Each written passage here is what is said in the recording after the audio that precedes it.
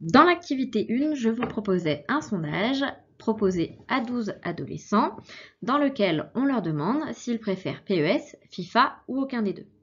On vous disait que 3/4 des sondés ont répondu FIFA et qu'un sixième a répondu PES. Quelle proportion représentent alors les adolescents qui ne se sont pas prononcés? Détaillez le raisonnement. Donc il existe une première solution que vous avez sûrement tous plus ou moins envisagée, qui est la suivante. Cette solution, elle est basée sur le fait que je vais calculer le nombre d'élèves qui préfèrent FIFA, je vais calculer le nombre d'élèves qui préfèrent PES, et ensuite j'aurai donc le nombre d'élèves qui se sont prononcés. J'aurai juste besoin de faire une soustraction pour avoir le nombre d'élèves qui ne se sont pas prononcés. Donc, on cherche le nombre d'élèves qui préfèrent FIFA. On veut les 3/4 de 12, donc on divise 12 par 4 et on multiplie par 3, ce qui nous donne 9. On a donc 9 adolescents qui ont pour jeu préféré FIFA. On cherche ensuite le nombre d'adolescents qui préfèrent PES. Ici, on veut un sixième de 12, donc on divise 12 par 6, ce qui nous donne 2.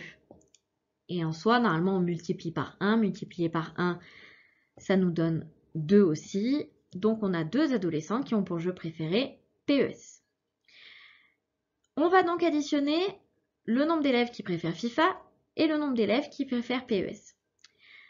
Ainsi, le nombre d'élèves qui ne se sont pas prononcés est égal à 12 moins 9 moins 2, ce qui est égal à 1. On a donc un élève, un adolescent qui ne s'est pas prononcé.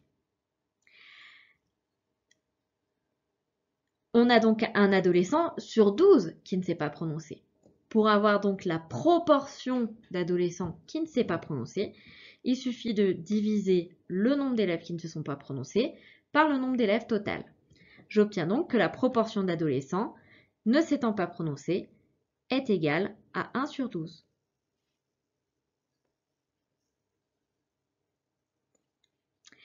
Sauf que cette réponse-là, vous êtes d'accord, elle est hyper longue par rapport à ce qu'on nous demande. D'autant plus que j'avais des fractions dans l'énoncé et que j'arrive à une fraction à la fin. Donc peut-être que je peux me passer des étapes où je passe par le nombre d'adolescents qui préfèrent FIFA ou le nombre d'adolescents qui préfèrent PES. C'est-à-dire cette étape-là et cette étape-là. Pour cela, je vais essayer de raisonner avec les fractions. Je veux donc additionner 3/4 plus un sixième. Ce que j'ai fait dans l'étape précédente, j'ai additionné le nombre d'élèves qui préféraient FIFA et le nombre d'élèves qui préféraient PES. Sauf que 3/4, je peux le représenter par ce dessin-là et un sixième par ce dessin-là. Comme les parts ne sont pas égales, je ne peux pas directement les additionner. Je ne peux pas non plus dire que 3/4 plus un sixième, c'est 4 sur 10. Comme si j'avais additionné le haut et additionné le bas.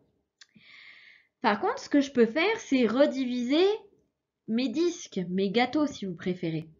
Je vais les rediviser suffisamment pour pouvoir additionner les parts, pour que les parts soient égales dans les deux gâteaux. C'est-à-dire que mon premier gâteau, je vais le diviser pour avoir 12 parts. Donc je vais diviser en 12 mon disque. Je vais diviser chaque quart en 3. Ce qui me donne donc que 3/4 est égal à 9 douzièmes. Je fais la même chose pour le deuxième disque. J'aimerais bien avoir 12 parts, comme pour le premier disque. Il me suffit donc de séparer chaque partie en 2. J'obtiens 12 parties, ce qui me donne aussi que 1 sixième, c'est égal à 2 douzièmes. Ici, je peux additionner mes parts. Ça me donne 11 parts sur 12 qui sont coloriées. Donc, ce qui me donne que 9 douzièmes plus 2 douzièmes, c'est égal à 11 douzièmes. Ce qui me donne également que 3/4 plus 1 sixième, c'est égal à 11 douzièmes. Cette activité-là, elle est notamment là pour pouvoir vous faire découvrir le fait que pour additionner deux fractions, je suis obligée de les mettre sur le même dénominateur.